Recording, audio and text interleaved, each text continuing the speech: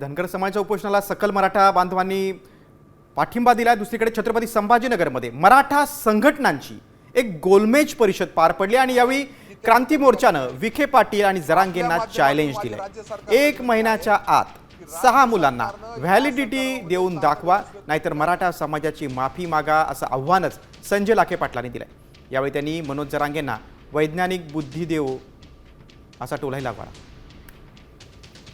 आदरणीय मुख्यमंत्री देवेंद्र फडणवीस आणि राधाकृष्ण विखे पाटील यांनी 1 महिन्याच्या आत या 6 मुलांना व्हॅलिडिटी सहित या ठिकाणी प्रमाणपत्र आधी वितरित करावेत आणि त्यांची व्हॅलिडिटी द्यावी। आणि जर हे करणं शक्य नसेल त्यांना, तर त्यांनी सकल मराठा समाजाची 1 महिन्यानंतर या ठिकाणी माफी मागितली पाहिजे। त्या GR मधून मराठा समाजाचा काही फायदा होणार नाही।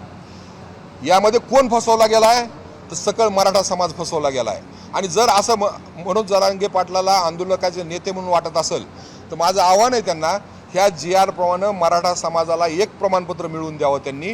त्यांना वैधानिक बुद्धी मिळो। जो काही गणपती ते बरोबर घेऊन गेले होते आझाद मैदानावर, त्यांनी त्यांना बुद्धीचा देवता येतो, वैधानिक बुद्धी देवो।